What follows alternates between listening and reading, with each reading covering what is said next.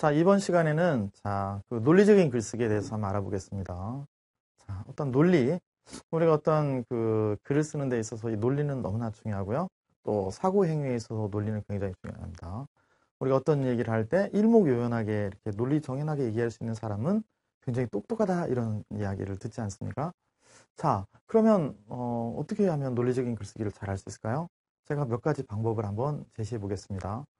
자, 논리적인 글쓰기를 하기 위해서는 자, 이 두괄식 글쓰기도 상당한 도움이 된다고 저는 보고 있습니다. 자, 두괄식 글쓰기는 뭐냐? 우리는 보통 미괄식 글쓰기를 많이 해오지 않았습니까? 어떤 이야기를 쭉 하다가 결론적으로 뭐가 이렇게 탁 터뜨리는 어떤 이런 형식. 자, 예를 들면 뭐랄까요? 뭐 시나리오라든가 이런 데서 극적인 효과를 나타내기 위해서 미괄식을 많이 쓰지 않습니까? 자, 이 미괄식은 자, 마치 개가 보통 강아지 있잖아요. 강아지가 꼬리를 흔드는 격이다라고 볼 수 있습니다. 꼬리는 걔가 걔 머릿속에서 시키는 것이죠. 그런데 반대로 두괄식은 내가 할 이야기를 우리는 보통 결론으로 이렇게 내지만 이 결론을 먼저 이렇게 제기하고 얘기를 하는 방식입니다. 그래서 어떻게 보면 이전에 꼬리였던 것이 앞으로 툭 가가지고 전체 몸통 자체를 흔들어 버리는 어떤 이런 결과물을 내는 것이 두괄식 글쓰기인데요. 미괄식 글쓰기도 굉장히 중요합니다만 두괄식 글쓰기도 굉장히 중요한 어떤 글쓰기 기법 중에 하나고요. 이걸 잘하면 논리적인 훈련에 상당한 도움을 받을 수가 있습니다. 자, 다시 한번 정리를 하면요. 미괄식 글쓰기는 여러 가지 예를 들면 자료나 증거를 통해 가지고 결론을 내는 것이고 두괄식 글쓰기는 결론을 내린 다음에 그것을 설명하는 이런 형태인 것이죠. 자, 뭐 일종의 귀납법이라고 할 수 있고요. 이건 뭐 연역적인 어떤 방법이라고 할 수 있는데요. 뭐 이걸 쉽게 얘기하면 이렇게도 얘기할 수 있을 것 같아요. 우리가 법정에 가면 뭐 검사하고 변호사, 재판관 이렇게 있지 않습니까? 자, 그런데 어떠나요? 자, 검사는 어떤 사건을 이렇게 기소하는 거거든요. 이렇게 죄인에게 벌을 주세요라고 이렇게 얘기를 하는 거지 않습니까? 그러면 뭐냐면 검사는 어떤 피의자가 죄를 지었다라고 판단을 내리고 그 다음에 그걸 주장하고 거기에다 이렇게 증거를 들이댄다고 볼 수도 있고요. 근데 반면에 재판관은 어때요? 검사의 말을 쭉 들은 다음에 그런 자료들을 쭉 보면서 결론적으로 마지막 판결을 내리지 않습니까? 자, 이 마지막 판결을 내리는 것이 미괄식 글쓰기고, 자, 이 사람은 범인입니다. 이렇게 얘기하는 이런 형태는 두괄식 글쓰기다라고 볼 수 있는데요. 자, 둘 다 나름대로 논리 훈련에 도움이 되겠지만 우리가 안 해봤던 거 두괄식 글쓰기를 통해 가지고 한번 이 논리 훈련 이런 게 굉장히 중요하다 이런 얘기 한번 알아보도록 하겠습니다. 자, 논리적인 글쓰기를 하기 위한 또 다른 방법으로요. 여러분 삼회법칙이라는 것도 한번 생각해 볼 수 있을 것 같아요. 뭐 이 삼회법칙은 특별한 건 아니고요. 자, 우리가 누구를 비판할 때 한 가지, 두 가지 되는 것보다 세 가지를 되면 왠지 정당성을 얻는 것 같아요. 또 그리고 우리가 어떤 주장을 할 때 나는 이렇습니다. 뭐 이렇게 얘기할 때 그 세 가지 어떤 그 이유를 대면 또 설득력이 굉장히 높아질 것 같아요. 그래서 그냥 뭔가를 이 세 가지로 생각해 보는 것을 삼회법칙이라고 이렇게 정했는데요. 뭐 이렇게 한번 생각해 보는 거예요. 사람과 개는 다르다. 뭐가 다를까? 근데 언뜻 생각하면 뭐 개는 말을 못하고 사람 말을 하지 않냐. 이렇게 생각을 하잖아요. 근데 뭐 또 생각해 보면 하나가 더 있을 수 있겠죠? 그죠? 사람은 두 발로 걸어 다니지만 그죠? 개는 그러지 못한다. 이렇게 할 수도 있고요. 뭐 또 뭐가 있을까요? 사람은 뭐 손으로 맛있는 음식을 먹는데 개는 그러지 못한다. 입으로 먹는다. 뭐 발로 이렇게 떠먹진 않지 않습니까?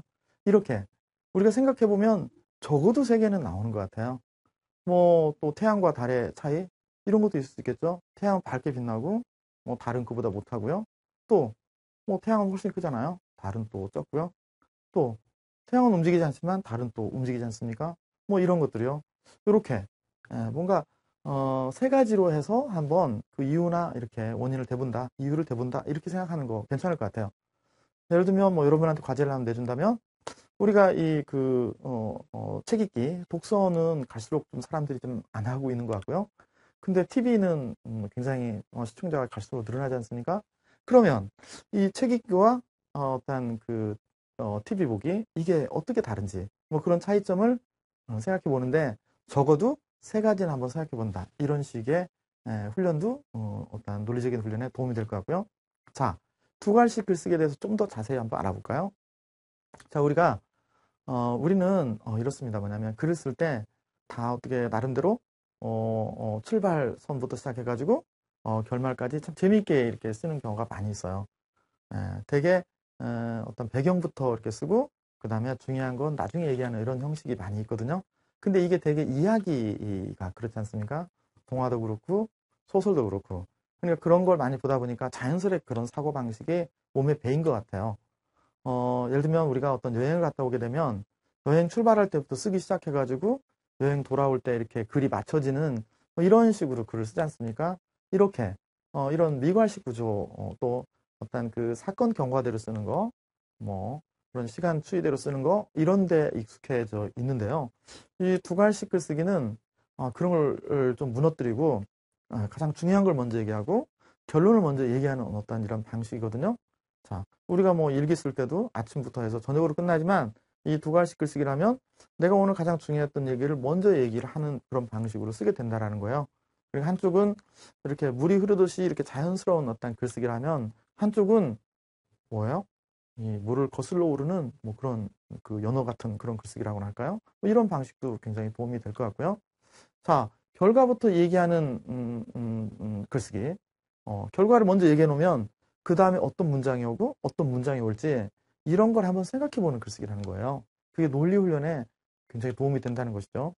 뭐 우리가 쉬운 사례로 자, 뭐 토끼와 거북이 이런 얘기를 다시 한번 해볼까요?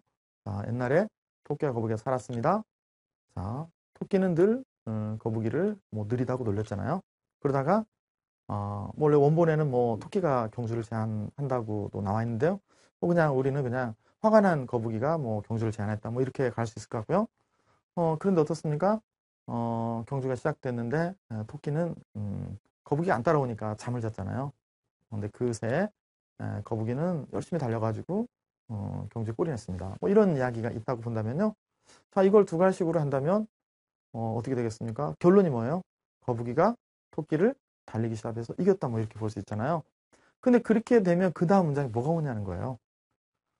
우리는 보통 그렇게 얘기하면 다시 옛날에 이렇게 돌아갈 수도 있겠지만 자, 가장 중요한 걸 먼저 얘기하니까 옛날에 있었다라는 것도 더 중요한 일은 어떻게 해서 거북이가 이겼을까 뭐 이런 물음에 답하는 것 같아요. 그래서 뭐예요? 거북이는 토끼가 경주 도중에 낮잠을 잤기 때문에 거북이가 이겼다 이런 식으로 얘기할 수 있을 것 같고요. 또 뭐 그 이전 상황을 얘기하자면 토끼가 늘 그 거북이를 느림보라고 놀렸기 때문에 화가 나서 거북이가 경주를 제안했다 이런 식으로 이렇게 해도 전혀 말이 이상하지 않잖아요. 근데 처음에는 이 결론을 딱 던지고 그 뒷문장을 우리가 하려면 상당히 좀 애를 먹기도 해요. 하지만 천천히 잘 생각해 보면 지금 제가 이렇게 하는 방식으로 따라하면 여러분도 훈련을 할 수 있을 것 같아요. 뭐 전래동화 중에 뭐 또 흥부전 가지고 얘기한다면요. 뭐 여러분 다 줄거리 알잖아요. 옛날에 뭐 흥부와 놀부가 살았고요. 또 아버지가 죽자 이제 놀부가 재산을 독차지하고 유산을 독차지하고 흥부를 이렇게 쫓아냈잖아요. 그래서 흥부는 가난하게 살았는데 뭐 어느 날 제비다리를 고쳐줘가지고 뭐 요즘 부자가 됐다. 이렇게 이런 줄거리로 돼 있잖아요. 그런데 이 이야기도 거꾸로 한번 써보는 거예요. 흥부가 하루아침에 부자가 됐다. 이렇게 해요. 근데 흥부가 하루아침에 부자가 됐어. 그러면 그 다음 중요한 게 뭘까요? 여러분 한번 생각해 보세요. 어떤 사람이 갑자기 부자가 됐대요. 예를 들면 내 친구가 갑자기 부자가 됐대요. 그러면 그 다음 중요한 것은 어떻게 해서 부자가 됐을까? 이런 거 아닐까요? 그러니까 뭐예요? 아하, 흥부는 자기가 박을 탔는데 그 박 속에서 뭐 금은보화가 나왔기 때문이야. 이렇게 설명할 수 있을 것 같고요. 근데 이 또 금은보화는 어디서 나왔어요? 이 금은보화가 나온 이 박은 또 어디서 나왔어요? 제비가 물어다 준 박씨에서 출발했잖아요. 그렇게 얘기하고 그 다음에 흥부는 한때 제비 다친 새끼 제비 다리를 고쳐주겠다. 이런 식으로. 또 그 이전에는 사실은 흥부는 가난한 집에서 식구들과 이렇게 살고 있었다. 이런 식으로. 이게 그 사고가 이 거꾸로 이렇게 추적을 해 나가기 때문에 좀 처음에는 좀 어려운 느낌이 들어요. 하지만 논리 훈련은 사실은 자연스러운 훈련은 아니거든요. 우리가 나름대로 좀 고민하면서 답을 찾아가는 그런 과정을 겪어야만 논리적이 될 수 있으니까요. 여러분도 한번 해보면 좋겠고요. 자, 종합하면요. 두 글씩 글쓰기는 가장 중요한 일을 먼저 이야기하고 그 다음에 덜 중요한 걸 이야기하고 또 덜 중요한 걸 얘기하는데 두 번째 정도 문장은 먼저 한 이야기를 이렇게 보충할 수 있는 거, 어떤 이유를 댈 수 있는 거, 이런 식의 어떤 그 글쓰기를 하면 될 것 같고요. 또 뭐가 있을까요? 우리가 이걸 하기 위해서는요, 요점을 파악하는 게 굉장히 중요해지네요. 우리가 어떤 이야기는 이제 결론이 나오니까 결론을 얘기하고 그 이유를 대고 이렇게 할 수 있겠지만, 때로는 결론이 아니라 우리가 어떤 이렇게 읽은 어떤 그 문장, 글 중에서 가장 중요한 게 뭐 중간에 나올 수도 있지 않겠어요? 예를 들면, 그죠? 그러면 그 주장, 그 내용을 먼저 얘기하고 그 다음에 다른 걸 얘기하고 이렇게 가려면 그 원본의 글 중에서 가장 중요한 게 무엇인지를 파악하는 능력도 굉장히 중요할 것 같아요. 자, 이 요점을 파악하고 핵심을 파악하는 것도 굉장히 논리적 훈련이 중요하다. 왜냐하면 요점이나 핵심을 이야기한 다음에 그 다음에 그 이유나 이런 걸 설명해야 되기 때문에 그래요. 그런데 요점을 파악하는 방법 중에 뭐 간단한 뭐 재미있는 사례를 보자면요. 뭐 이런 것도 있는 것 같아요. 우리가 광고 사진인데요. 어떤 광고 사진 하나를 보니까 어떤 봉고차가 이렇게 그려져 있는데 그 옆에 빨간색 차가 있는 것 같아요. 언뜻 보면 있는 것 같이 보여요. 그런데 우리가 핵심을 꿰뚫는 사람은 뭐냐면 이 그 빨간색 자동차가 이 봉고차에 그려진 그림이다. 이런 걸 파악할 수 있을 것 같아요. 자, 이런 것도 핵심을 파악하는 데 도움이 되고요. 또 우리가 그 페덱스라는 그 국제 그 특송업체, 이게 뭐 예를 들면 뭐 배달업체 같은 거예요. 택배업체 같은 건데 뭐 이런 유명한 그 회사의 로고가 있는데 이 로고도요, 여러분이 처음에 보면요 잘 몰라요. 그런데 한참 쳐다보고 있으면요 이 페덱스 안에 화살표가 있어요. 화살표. 그러니까 이 페덱스라는 어떤 이런 그 어떤 그 상표에서 어떤 기업 로고에서 굉장히 중요한 뭔가가 있다. 이런 걸 파악할 수 있는 사람. 요점을 파악하기. 이게 먼저 선행이 돼야만 그 다음에 그 요점을 쓰고 그 다음에 그걸 설명할 수 있을 것 같아요. 그래서 요점을 파악하는 게 굉장히 중요하다. 그래서 우리는 앞으로 어떤 사물이나 어떤 풍경이나 또 어떤 그림이나 어떤 글을 봤을 때 요점을 파악하려고 굉장히 노력한다. 이렇게요. 여기 그 사진 한 장 있는데요. 독일의 한 인권업체에서 이렇게 만든 공익 광고예요. 이 광고를 보면 그림 안에 이 죄수의 발이 이렇게 드러나 있는데 이 죄수의 발에 이렇게 이 쇠사슬 이렇게 감겨 있어요. 그런데 여기에서 나와 있는 그 열쇠 같은 게 어떤 형태로 돼 있냐면 우리가 그 이런 그 뭐 저기 뭐 하이마트라든가 뭐 그 저기 이런 할인점 있잖아요. 또 뭐 슈퍼마켓 같은 데 가면 대형 이런 할인점이죠. 거기 가면 이렇게 카트가 있잖아요. 근데 그 카트를 그 저기 일정한 자리에다 이렇게 놓게 하기 위해서 이 100원짜리 동전을 이렇게 넣어서 이걸 이렇게 고정하는 게 있잖아요. 100원짜리 동전을 넣어서 이제 그걸 푸는 거죠. 뭐 이런 형식의 어떤 그런 조그만한 그런 형태의 열쇠가 있는데 그게 달려 있어요. 그렇다면 이게 과연 무엇을 의미하는지를 한번 파악해 보는 거예요. 그러면 이것은 이렇게 100원짜리 동전 하나로 어떤 사람을 도와줄 수 있다. 어떤 사람을 이렇게 해방시킬 수도 있다. 이렇게 좋은 대로 이렇게 잘 살게 할 수 있다. 뭐 이런 이미지로 저게 된 것 같아요. 그렇게 이것은 그런 얘기다. 이렇게 파악할 수 있는 게 굉장히 중요하다는 거죠. 그래서 어떤 글을 보거나 어떤 일이 생기거나 할 때 우리는 늘 핵심을 파악한다. 그래서 핵심을 파악한 다음에 그 다음에 내 의견을 쓰도록 한다. 그죠? 이런 형식으로 하게 되면 너무 좋을 것 같아요. 그 다음에요. 우리가 이런 이야기는 이런 것은 어떤 그 재미있는 어떤 이야기 가지고도 할 수 있고 혹은 뭐랄까 어떤 그 논리적인 그 뭐 칼럼 같은 거 이런 글을 보고도 이렇게 할 수 있을 것 같아요. 자, 어떤 요점 파악에 의해서 어떤 이야기를 갖다 놓고 그것의 가장 중요한 이야기가 무엇인지 이런 걸 파악해 보는 것이에요. 예를 들면 여기요 이런 이야기도 있어요. 영국에서 한 아이는요 어릴 적부터 장난감을 모으는 게 취미였어요. 그래서 이 장난감 중에 뭐 특정 브랜드를 얘기하는 건 좀 그렇지만 무슨 햄버거 이런 게 있잖아요. 이 햄버거 가게에서는 햄버거를 먹으면 이 장난감도 줘요. 근데 이 장난감을 수집하다 보니까 엄청나게 모아졌어요. 그래서 나중에는 막 집에 막 가득 찼는데요. 이 장난감을 나중에 이제 처치하기 곤란하니까 팔았는데 그렇게 해가지고 부자가 됐어요.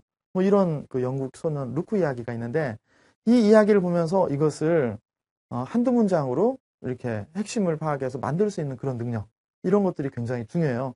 예를 들면 루크라는 소녀는 4년간 오랫동안 모은 장난감을 가지고 팔아서 큰 부자가 됐다. 이렇게 먼저 얘기를 하는 거예요. 그런 다음에 그 이유는 장난감을 좋아해서 장난을 많이 모았다.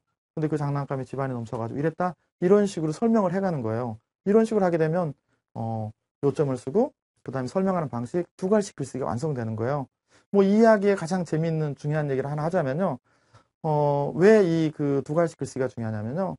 이 핵심을 먼저 말하는 것이 우리 앞으로 바쁜 시대에는 굉장히 도움이 되기 때문에 그래요. 우리 그 마라톤 전투라는 게 있잖아요.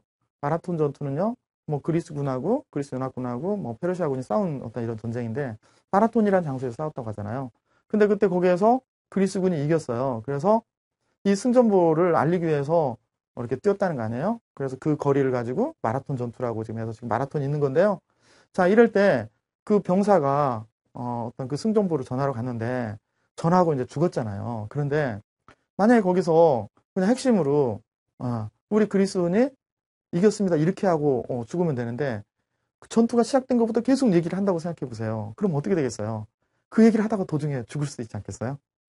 바로 이러기 때문에 우리가 어떤 결론이나 핵심을 먼저 이야기하는 방식도 굉장히 앞으로는 필요한 글씨가 될 것 같아요. 그래서 반드시 핵심을 파악하고 먼저 이야기하고 그 다음에 나머지 것들을 설명하는 이런 방식, 이 두 가지 글쓰기도 굉장히 재미있는 논리적인 글쓰기 훈련이다. 이렇게 말씀드릴 수가 있겠습니다. 자, 이 시간은 또 여기서 마치겠습니다.